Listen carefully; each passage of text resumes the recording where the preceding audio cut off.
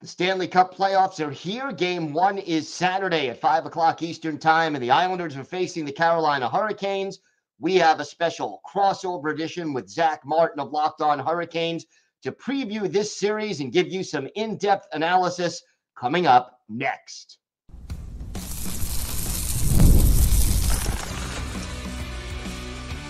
You're Locked On Islanders, your daily podcast on the New York Islanders. Part of the Locked On Podcast Network, your team every day. And welcome to this special crossover edition of the Locked On Islanders podcast, part of the Locked On Podcast Network, your team every day. I want to thank everyone who makes Locked On Islanders your first listen every day. Don't forget to subscribe on YouTube or wherever you get your podcasts so you can get new episodes as soon as they drop. Today's episode is brought to you by Monopoly Go. I admit it. I have a competitive side, and it is a big fan of Monopoly Go, the mobile hit twist on classic Monopoly. So join your friends and download Monopoly Go now, free on the App Store or Google Play. All right, we got a special crossover episode. I will be joined by Zach Martin of Locked On Hurricanes. Let's get right to it. It is the most wonderful time of the hockey year now as we prepare to start the Stanley Cup Playoffs. And the New York Islanders and Carolina Hurricanes are going head-to-head in the first round. So for our special crossover edition and playoff preview, I bring in the host of Locked On Hurricanes, Zach Martin. And Zach, welcome to the special crossover. Are you ready for this playoff series? I am more than ready for this playoff series. You know, 82 games are out of the way. Now it's time for the real season to begin, which is the playoffs. And I'm just really looking forward to it. And actually very excited to do the first ever crossover here, part of Locked On. But, Gil, I have to ask you, are you ready for a rematch of last year's playoff series once again? Well, I'm hoping for a different outcome than last year's playoff series. Well, but am I ready for the rematch? Yeah. I mean, to be honest with you, this is not the matchup that Islander fans wanted. In fact, I did a poll on YouTube, and I think only 7% wanted the Hurricanes as compared to the Rangers or the Bruins, who were the other possibilities at that time. Right. But this is what we've got, and it should be a very challenging and very tight series. So bring it on. At this point, I'm looking forward to what should be a very good series. Last year it went 6. Let's see what happens this year and who ends up emerging victorious. But Zach, right now, as we have come to the end of the regular season, what are the biggest storylines surrounding the Carolina Hurricanes?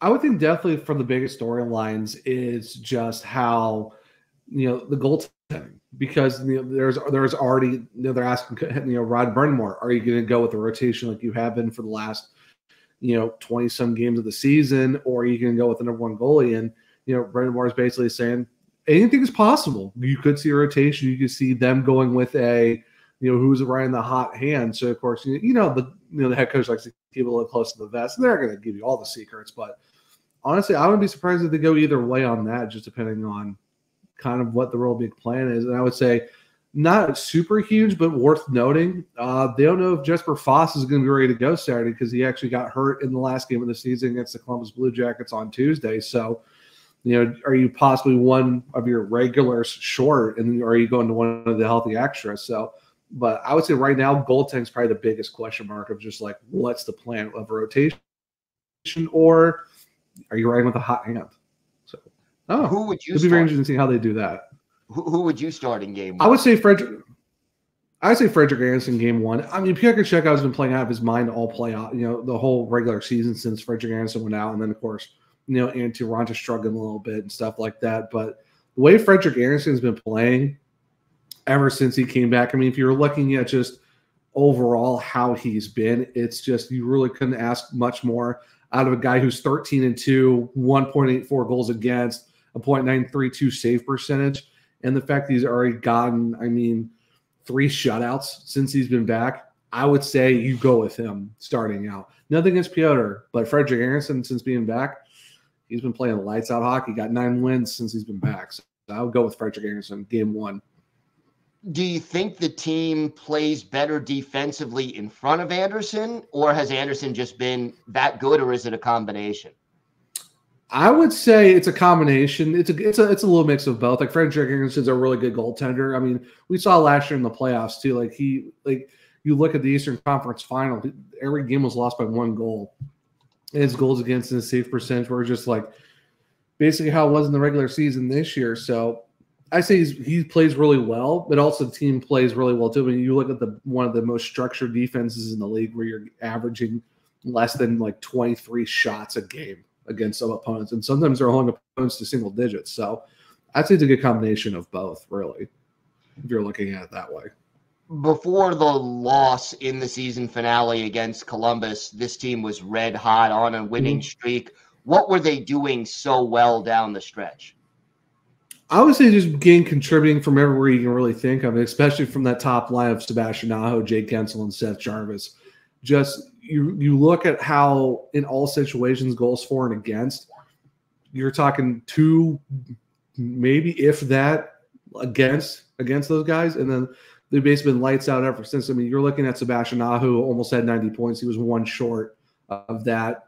Seth Jarvis is 3 points short of 70. Jake Gensel has gone well over 20 points in the very limited time he was with the Hurricanes. Since he's been with the Hurricanes, it's just they've been really good. The blue line's been scoring like crazy too. It's just you're seeing guys up and down the lineup scoring, and that's just how it was. And they had a 5-game winning streak going into the last game of the season. Of course, against Columbus, a lot of their regulars are out. Like you're talking Jack Drury on the top line with like Martin Nietzsche, and you got like Jordan Martin as the 4th line center with like Jackson Blake and Scott Morrow and Bradley Leduc. So you had like one guy who's played 2 games, and you had 2 debuts in that same game as well. So yeah, that last game was kind of just like, all right, let's see what the young guys can do. And that's really how it was. But overall, just the way they've just been clicking on all cylinders, everyone's healthy, and it's just been working out for the team, honestly. That's just how good the Hurricanes have been.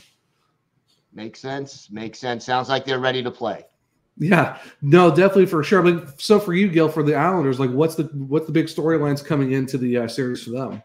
I think it's the strong finish that they had to the season. With about 10 games left, they had, about a 10% chance of making the playoffs, and they got points in their last 8 games, really finishing the season strong when it mattered most. And, a lot of people are wondering how much of that is the coaching of Patrick Roy. And as the team adjusted to him and his expectations and the way he does things, it seems like they won. Now, the big issue with the Islanders throughout this season was inconsistency.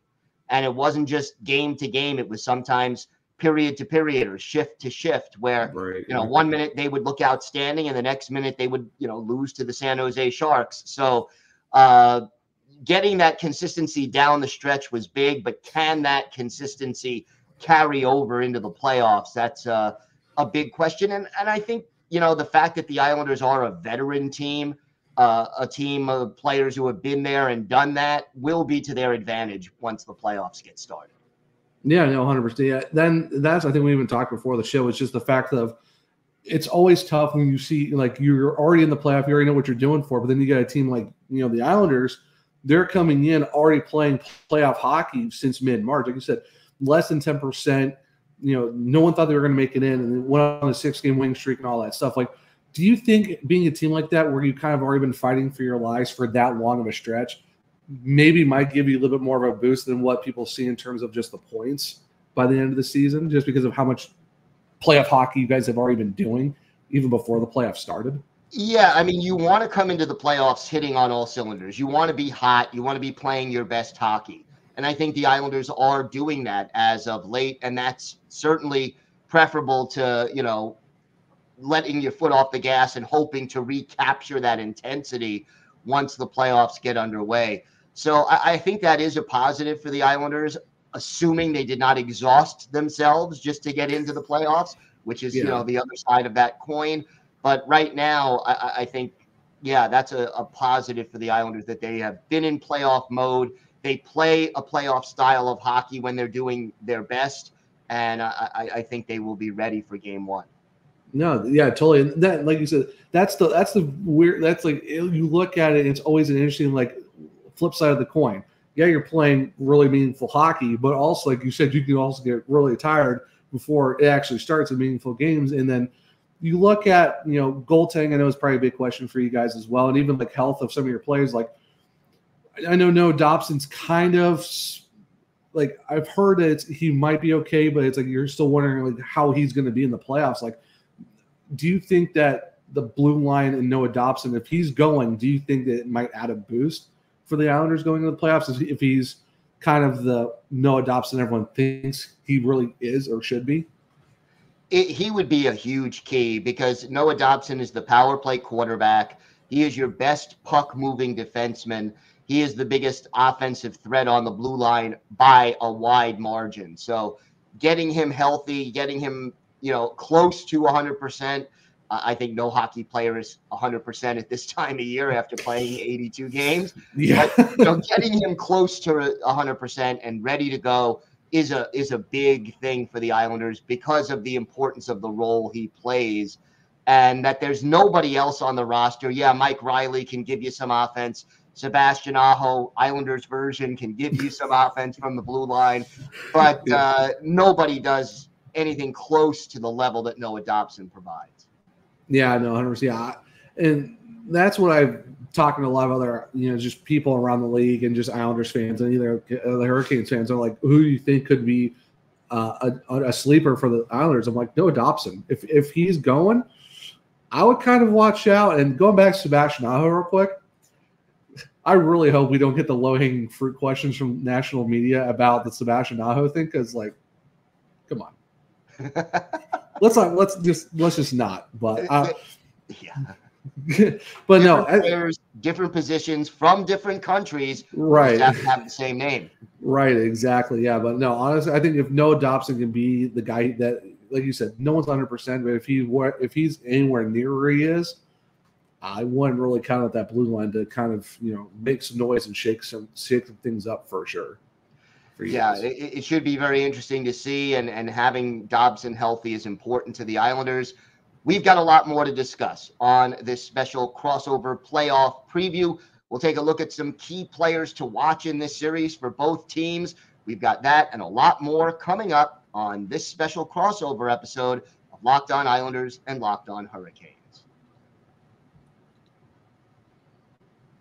Today's episode is brought to you by Policygenius. Policygenius is the country's leading online insurance marketplace.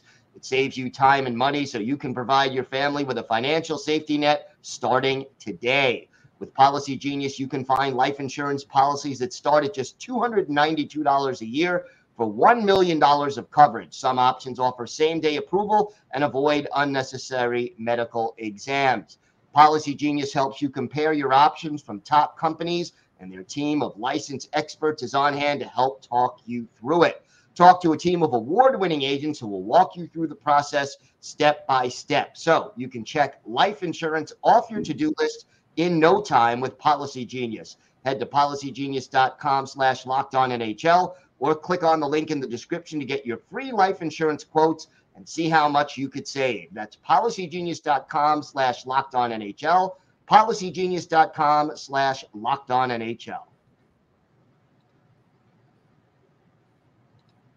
Are you watching Fox Sports or ESPN on your TV all day? Have to turn down the volume with all that shouting? Well, make the switch to Locked On Sports today. It's a free 24/7 sports streaming channel programmed for you every day to bring you the biggest stories without all the screaming.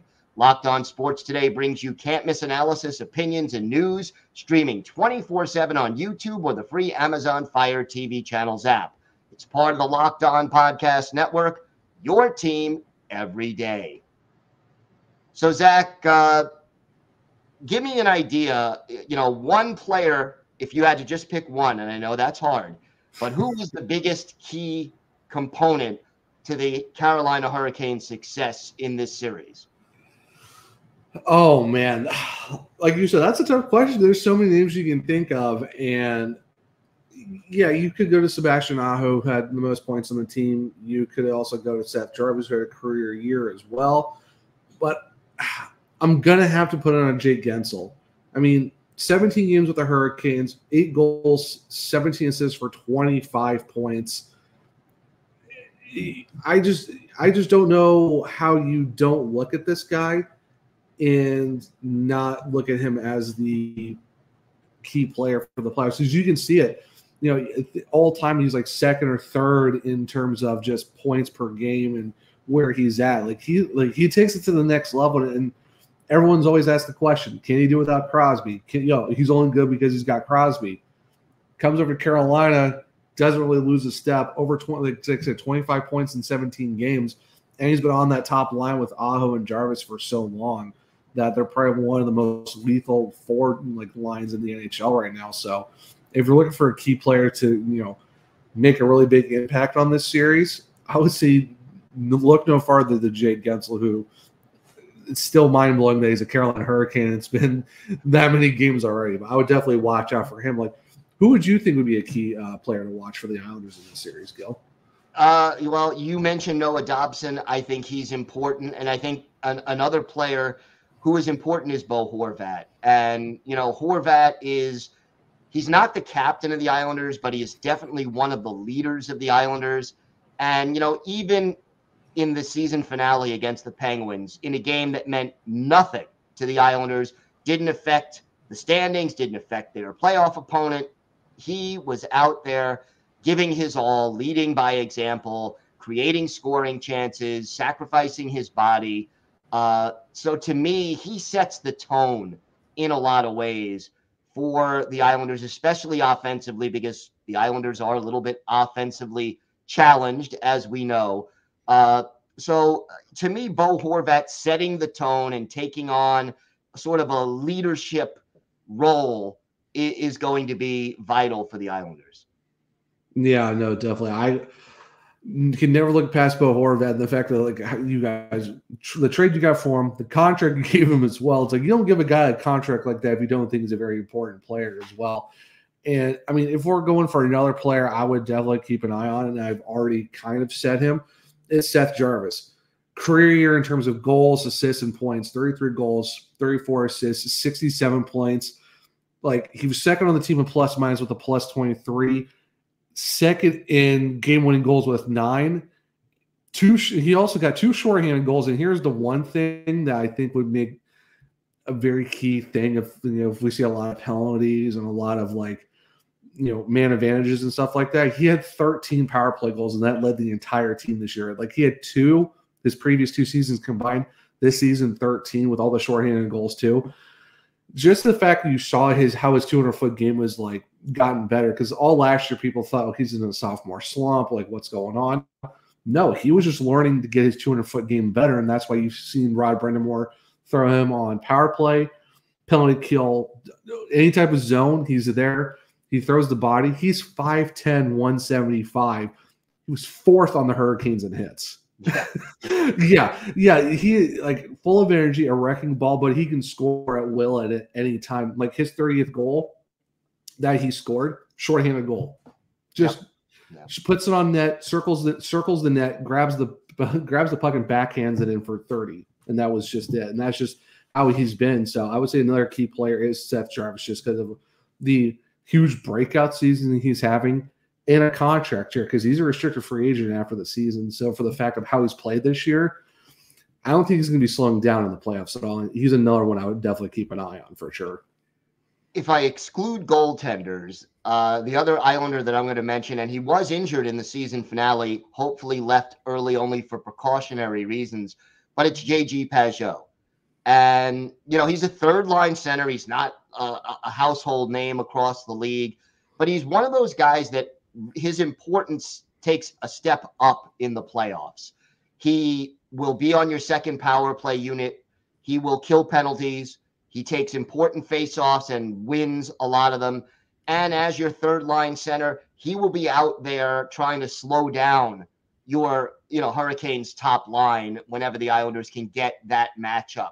So you may not get a lot of goals or offense from J.G. Pageau, but all those little things that he adds to the game, whether it's, back checking or taking a big face off or just slowing down the opposition's key player, all of those little things matter. And one other thing that is clearly going to matter for the Islanders, killing penalties. Islanders were dare I say, dead last in the NHL on the PK this year.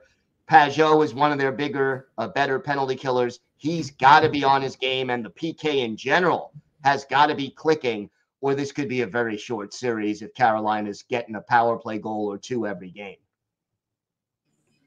Yeah, no, 100%. And I mean, if you had to ask me one more Hurricane I have to talk about, it's Jaccob Slavin. Not only is just how good he's been defensively, he has put up points this year. He's also the nominee for the King Clancy Memorial Trophy too. So that doesn't just go to anyone. Like, you really got to do something in your community and off the ice, and that's just who Jaccob Slavin is. But if you do look at how he is on the ice this season, 6 goals, 37 assists, plus 21. He also got 2 shorthanded goals, which is very surprising because he's not a guy you could think of scoring, but 2 of his 6 goals were on the shorthanded for the PK. And he's one of those guys where Brind'Amour and Tim Gleason will make sure that they will put him on the opposition's best player. That's why you see Connor McDavid doesn't really score a lot when Jaccob Slavin's on the ice, or you see Leon Draisaitl, or Austin Matthews, Matt Barzal, any big name you can think of. Jaccob Slavin's on that. He's out there putting the best players in his back pocket, and that's just how good he is. And you look at his penalty minutes this year, 8. Last year, 8. Yeah. Back-to-back years of 8. 21-22, he only had 10. And this is the crazy stat that I'm always going to bring up. The 2020-2021 season, he had 2 penalty minutes all season. And that was a delay of game puck over the glass penalty. Not a stick infraction, not a boarding, not anything. He just goes over the glass, and that's his only penalty. Like, that's just, if you look at the fact, you look at 4 seasons, he's gotten 18 penalty minutes out of 4 years, and that's not including the 10 that he had. So, like, that's just how good Jaccob Slavin is. And if he's doing what he does best, was to shut down the top players on the other team, that's just going to make it tougher for them to score. So I would definitely, while the points aren't there, and of course we can go on a whole different discussion of what a Norris trophy is. He should have some already, but I digress. Jaccob Slavin is a guy that, like I said, besides the points, because points can only go so far, but just how good of a shutdown he is, the lack of penalties that he commits to. If he's consistently on his A game like he always is, it's gonna be a long night for your Islanders if he's on the ice just shutting everyone down with his 200-foot game. Just how good he is on the defense.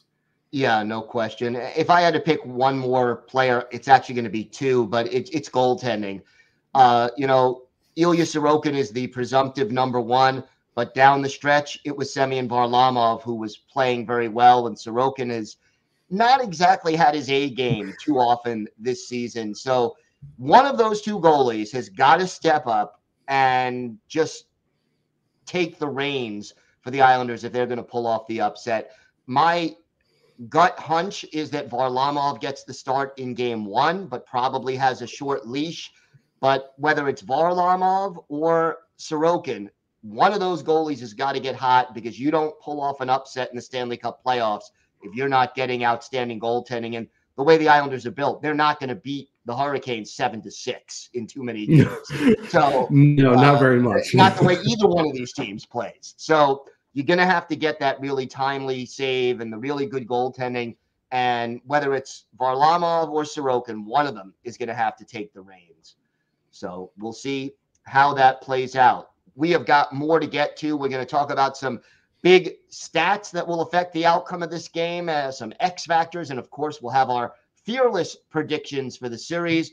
All that and more coming up on the special crossover playoff preview of Locked On Hurricanes and Locked On Islanders.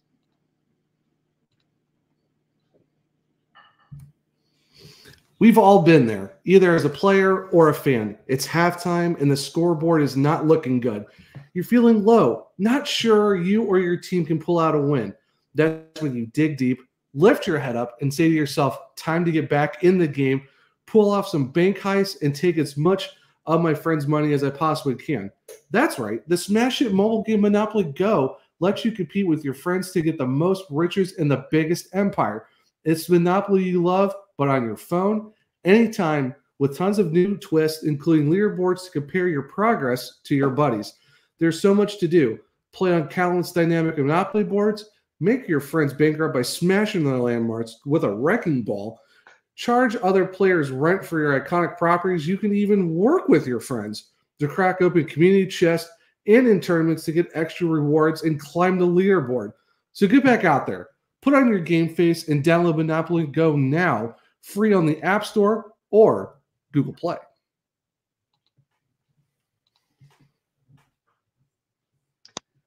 All right, so we are looking now at some statistics that you think will impact this series. Statistics, X factors. Where do you start? I mean, I know they don't really happen a whole lot in the playoffs because, kind of the rule book gets kind of thrown out with the bathwater and all that stuff. But I would say special teams is going to be a huge thing because, like you said, Gil, if the Islanders are committing a lot of penalties, or let's say the Hurricanes are committing penalties because, the Hurricanes love to be penalized just for breathing at this point. If you ever watch a Hurricanes game, the Hurricanes are the only team in the NHL that are in top 3 in both power play and penalty kill. The Hurricanes had the best penalty kill this season with an 86.4%. And if you look at the power play percentage, they are only second behind the Tampa Bay Lightning with a 26.9. So you're talking the second best power play and the first best penalty kill. If there's any reason that it gets insane with just special teams being a factor in the series, Carolina's got a huge boost, in my opinion, for the fact that you're going top 2 in each category. That's a long night for special teams if you're the Islanders. You're going up against the Hurricanes with where they're at. And that's even saying something because Carolina's PK was like in the 20s by like December. And now you see where they're at now. Yeah. Yeah, no, the Islanders have been last in the league on the PK for most of the season. We're very close to it. And staying out of the penalty box, obviously, is going to be huge for the Islanders because they cannot afford to give extra scoring opportunities to the Carolina Hurricanes on the power play, especially with a PK that is as vulnerable as the Islanders have. And then the other thing to me, from an Islanders perspective, they have got to be able to slow down the Hurricanes. Carolina loves to forecheck aggressively. They're aggressive on the puck carrier, and then they counterattack. They create turnovers, and they make you pay. The Islanders have got to be smart with the puck, especially in their own zone, and not give Carolina those opportunities to counterattack and set up really good scoring chances. Yeah, no, 100%. That's the one thing that's like, you look at how structurally sound their defense is and the fact that they can pressure you almost anywhere on the ice and making those turnovers and making, better scoring opportunities, because the Hurricanes were actually 8th this year on goals for per game with a 3.38, and just even like goals allowed, they were like 4th in the league at a 2.57. So you're scoring well over 3 and almost close to 2.5 that you've only allowed per game. That just shows you how suffocating this team is, that the fact that they will grind you, but it's not 2-1 games or 3-1 games. They can go and put 4, 5, 6 goals up if they're feeling it. Because, ask the Calgary Flames, they lost 7-2. You can ask any number of teams that have been on the receiving end of the Hurricanes just absolutely just going category 5 on them. And that's the one thing to watch out for, is you see the discrepancy, or like the big difference of the goals for to goals against. Like you said, if the Hurricanes are basically putting their will in the Islanders, that's going to be very tough for your team. But like I said, and just how you talk about with your defense, if it's not there or goaltending's not there, it's going to be tough with how many goals per game that the Hurricanes have been putting up all season. So answer this for me. You'll be very concerned about this series if? I'd be very concerned if the scoring dries up. If the Hurricanes struggle to score and you're relying on 2 or 3 guys to score, if you're relying on Seth Jarvis and let's say you're the whole line of Gensel, Aho, Jarvis, so that's the only line that's scoring, and everyone else is struggling. Those 3 can only take you so far. Yes, they've been really good together, but you also need to get your depth scoring as well. And if guys like Andrei Svechnikov's not scoring, or if Jordan Martin doesn't go like Wayne Gretzky-esque like we saw last year in the second round against the Devils, and if the defense isn't scoring, because the defense was, I think, in terms of goals, they were like 4th in the league in terms of goals from the blue line. So you have the blue line's not scoring, you're just relying on 2 or 3 guys. That's going to be a very tough series for the Hurricanes when you're just relying on a few guys and everyone else is just there. Like, what would be a major concern for you, Gil, for this series?